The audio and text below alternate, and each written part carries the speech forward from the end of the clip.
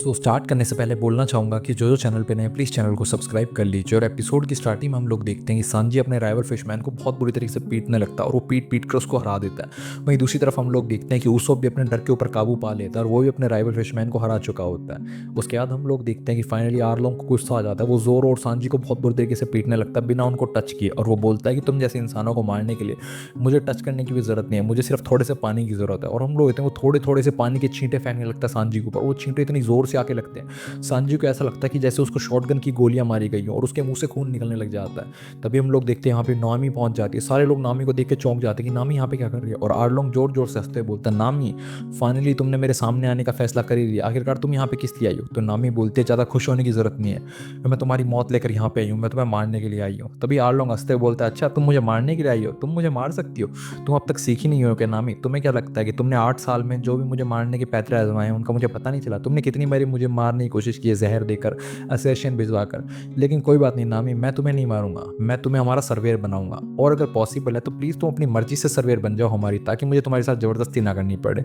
वरना तुम जानती हो ना इन कोकोयाशी विलेज के लोगों के साथ क्या होगा। अगर तुम अपनी मर्जी से मेरी सर्वेयर बन जाओ तो शायद मैं इनको जिंदा भी छोड़ दूँ, लेकिन जहाँ तक रही इन लोगों की बात, इनको तो मैं ज़िंदा नहीं छोड़ूंगा, क्योंकि उन लोगों ने मेरे साथ बहुत गलत किया, इन्होंने मेरे भाइयों को हराया है। और अगर तुम्हें लगता है कि तुम्हें ये लोग बचा सकते हैं तो ये तो तुम्हें कभी भी नहीं बचा सकते। अब तुम्हें डिसाइड करना है, तुम मेरी दोस्त हो या फिर इन तीन चारों की दोस्त हो। तभी हम लोग होते हैं, सारे विलेज वाले समझ जाते हैं कि ये नामी को अपनी मर्जी से अपने काम करवाना चाहता है ताकि नामी कभी भी खुश ना रहे। तभी हम लोग देखते हैं नामी को लूफी की बात याद आती है। जब लूफी ने उसको बोला था कि मैं तुम्हारी मदद करूंगा, तो वो अपने आप को भरोसा दिलाती है कि मुझे लूफी की बात के ऊपर भरोसा रखना चाहिए, मैं उसके ऊपर शक नहीं कर सकती। और वो सारे विलेज वालों की तरफ मुड़कर बोलती है कि मुझे माफ़ करना, मैं ये फैसला आप लोगों के लिए नहीं ले रही बल्कि अपने लिए ले रही हूँ। और वो बोलते हैं कि मैं उन लोगों की दोस्त हूँ। तो हम लोग सारे विलेज वाले खुश हो जाते हैं, बोलते हैं नामी तो चिंता मत करो, हम लोग तुम्हारे साथ हैं, हम लोग इसके साथ फाइट करेंगे।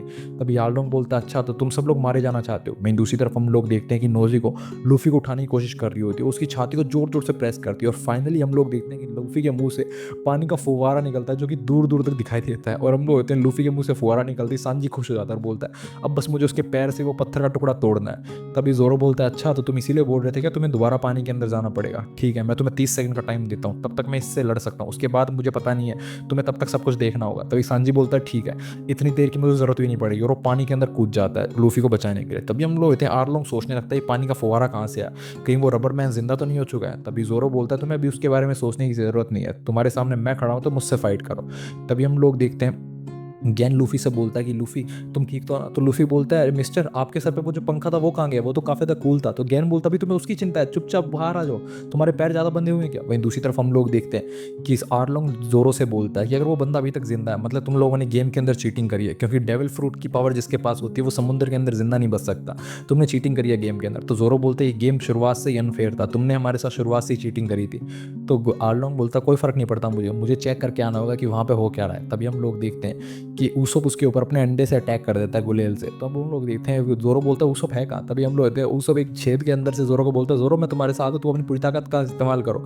और तुम्हें पता है नामी, मैंने उनमें से एक लीडर को हरा दिया, फिशमैन के एक लीडर को हरा दिया जिसका मुंह बहुत बड़ा था। और जैसे ही आर्लोंग ये बात सुनता उसको गुस्सा आ जाता है, वो बोलता तुमने चो को हरा दिया, तुम जैसे कीड़ों ने मेरे तीनों लीडर फिशमैन को हरा दिया। वहीं दूसरी तरफ हम लोग देखते हैं गैन लूफी से बोलते तुम अपनी हाथ तो अपने पैरों को छुटका नहीं सकते। तो लूफी बोलता है नहीं नहीं मेरे पास इतनी ताकत नहीं है, पानी के अंदर मेरी ताकत किसी काम की नहीं है। तभी हम लोग देखते हैं ऊसो समझ जाता है कि हम लोगों को कैसे ना कैसे करके बस इस आर्लोंग को समुद्र के अंदर जाने से रोकना होगा। फिर सांजी लूफी को बचा कर ले आएगा और वो अपनी जेब में से कुछ निकालने लगता है आर्लोंग का ध्यान भटकाने के लिए। तब तक हम लोग देखते हैं वो ऑक्टोपस भी होश में आ जाता है और वो बोलता है जोरो मैं तुम्हें जिंदा नहीं छोड़ूंगा, तुमने मुझे बहुत सताया। और हम लोग देखते हैं कि ऊसो फिर से आर्लोंग के ऊपर अपनी रबड़ वाली ट्रिक इस्तेमाल करने की कोशिश करता है और बोलता है कि आर्लोंग इधर देखो। लेकिन हम लोग देखते हैं कि आर्लोंग जोरो से बातें करने लग जाता है और उसको बोलता है तुम मेरे सामने से हट जाओ। और हम लोग देखते हैं वो ऊसोप की ट्रिक के ऊपर ध्यान नहीं देता और ऊसोप का रबड़ भी छूट जाता है, लेकिन वो आर्लोंग को दिखाई भी नहीं देता। वहीं दूसरी तरफ हम लोग देखते हैं जोरो आर्लोंग की नाक के ऊपर अटैक करता है और बोलता है मैं तुम्हारी नाक काट दूंगा। तो और आर्लोंग बोलता है आर्लोंग की नाक काटना इतना ज़्यादा आसान है क्या। वहीं दूसरी तरफ हम लोग देखते हैं वो जो ऑक्टोपस जोरो के ऊपर अटैक करने के लिए आ रहा था वो एक ही जगह पे खड़ा हो जाता है और वो ऐसे बिहेव करता है जैसे वो डर चुका हो। तो सारे विलेज वाले सोचने लगते हैं डर किस चीज़ से है। तो वो ऑक्टोपस बोलता है अच्छा तुमने वो रबड़ छुटा दिया, मुझे लगा कि वो रबड़ मेरी तरफ छुटाने वाला इसलिए मैं डर गया था। और हम लोग देखते हैं कि जो उस सब की ट्रिक होती है वो ऑक्टोपस पे काम कर जाती है। तो सारे विलेज वाले चौंक जाते हैं कि इतनी सिली सी ट्रिक पे फंस गए तुम। और ओसो बोलता देखा वही था मेरा टारगेट, मैं आर्लोंग को टारगेट नहीं कर रहा था, मैं तो इसी ऑक्टोपस को टारगेट कर रहा था। तभी वो ऑक्टोपस होश में आ जाता है और जोरो से बोलता है जोरो मैं तुम्हारे उस दोस्त की जान ले लूँगा जो पानी के अंदर गया, मैं तुम्हें तुम्हारे हिसाब से काम नहीं करने दूंगा। तभी हम लोग देखते हैं आर्लोंग बोलता है कि अब तुम्हें चिंता करने की जरूरत नहीं है ज़ोरो, वैसे भी तुम मरने वाले हो। और ये बोल के वो ज़ोरो की छाती में अपनी नाक घुसेड़ देता है और वहाँ पे खून आने लग जाता है। तभी हम लोग देखते हैं कि जो सांजी होता है वो लूफी की मदद करने के लिए नीचे जा रहा होता है, वो उसके पत्थर पे लात मारने वाला होता है। तो ये पीछे से ऑक्टोपस आ जाता है। तो फाइनली जो होती है नोजी को, वो ऑक्टोपस से फाइट करने के लिए ऊपर जाने लगती है। और हम लोग देखते हैं कि आर्लोंग जोरो से बोलता है कि तुम्हारे शरीर पे बैंडेज कैसी है, क्या तुम गिर गए थे कहीं? और वो जैसी उसके शरीर की बैंडेज हटाता है, वो उसका घाव देख के चौंक जाता है। जोरो के घाव में से खून टपकने लग जाता है और आर्लोंग बोलता है इतने बड़े घाव के साथ ये जिंदा कैसे था, ये इस बॉडी के साथ फाइट कर रहा था मुझसे। और हम लोग देखते हैं कि जोरो की जो पूरी बॉडी होती है वो 2 टुकड़ों में बटी हुई होती है और स्टिचेस के साथ उसको ठीक किया गया होता है। तभी आर्लोंग काफ़ी ज़्यादा डर जाता है, वो बोलता है मुझे इस इंसान को अभी खत्म करना होगा जब तक ये कमज़ोर है। तभी हम लोग देखते हैं जोरो आराम से बोलता है तुम्हें पता है अगर एक इंसान एक ही जगह पर टिक के रहे तो उसके घाव खुलते नहीं है। तो आर्लोंग बोलता है अच्छा अब तुम इस सिचुएशन में ही मजाक करोगे मेरे साथ, तुम्हारे घाव कितने और खुलेंगे, तुम तो मरने वाले हो। तभी जोरो बोलता है मैं अपनी बात नहीं कर रहा, मैं तुम्हारी ऑक्टोपस की बात कर रहा हूँ। और हम लोग होते हैं जैसे ही ऑक्टोपस नीचे आता है नोजिको के ऊपर अटैक करने लगता है, जो घाव उसको जोरो ने दिए थे वो खुल जाते हैं और ऑक्टोपस वहीं पे बेहोश होकर गिर जाता है। फाइनली हम लोग देखते हैं सांजी लूफी के पैरों से वो पत्थर भी तोड़ देता है और लूफी एकदम रबड़ की तरह उछल कर ऊपर आ जाता है। और वो इतनी देर से नीचे खिंचा हुआ था इसलिए वो हवा में उछल जाता है। तो हम लोग होते हैं लूफी को हवा में उछला हुआ देखकर जोसाको और जोनी सब लोग खुश हो जाते हैं कि वापस आ गए बिग ब्रो लूफी। और हम लोग होते हैं जोरो बोलता है इडियट तुम काफी ज्यादा लेट हो। तभी लूफी बोलता है मैं वापस आ चुका हूं। और वो जोरो की गर्दन पकड़ लेता है अपने हाथों को लंबा करके। तो जोरो बोलता तुम पागल हो क्या, मेरे घाव खुल जाएंगे। और हम लोग होते हैं लूफी जोरो को पीछे खींच लेता है और अपनी जगह फेंक देता है और खुद उस प्रेशर से आर्लोंग की तरफ आ जाता है। और हम लोग होते हैं वो नीचे गिरते टाइम अपनी गर्दन को लंबा कर लेता है और गम गम बैल बोलकर अपने सर को भिड़ा देता है आर्लोंग के सर पे।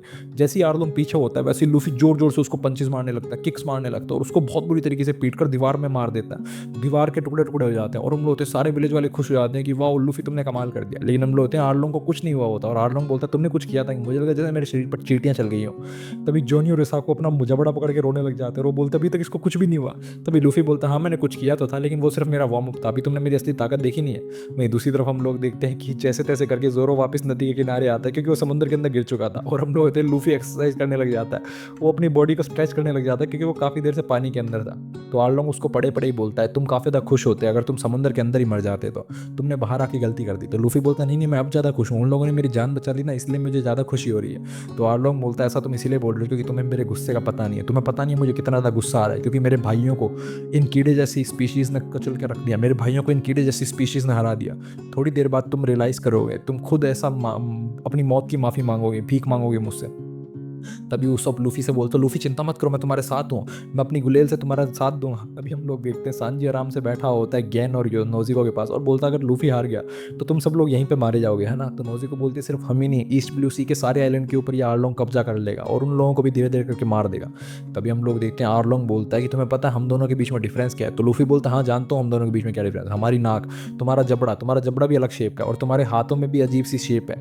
तभी आर्लोंग बोलता है पागल हम दोनों के बीच में स्पीशीज का डिफरेंस है। और उसके बाद वो लूफी का मुंह खाने की कोशिश करता है लेकिन लूफी अपना मुंह पकड़ के साइड कर लेता है क्योंकि आर्लोंग ने उसकी गर्दन पकड़ी हुई होती है। और जो आर्लोंग होता है वो अपना जबड़ा दे मारता है पिलर पे, तो उसको बोलता है अब इसके दांत टूट जाएंगे। लेकिन हम लोग देखते हैं कि आर्लोंग उस पिलर को ही तोड़ देता है अपने दांतों से और हम लोग होते हैं पूरी बिल्डिंग नीचे गिरने लग जाती है। तो लूफी जैसे ऐसे करके वहां से भाग लेता है। लूफी कहता है ये पत्थर मेरे ऊपर गिर गया तो मेरा तो सर फूट जाएगा। तभी आर्लोंग बोलता है अब तुमने देखा हम लोगों की ताकत के अंदर कितना बड़ा डिफरेंस है, हम लोग पैदा ही इस ताकत के साथ हुए हैं। तो लूफी बोलता है तुम्हें क्या लगता है मैं तुम जैसे एक मछली से हारूंगा।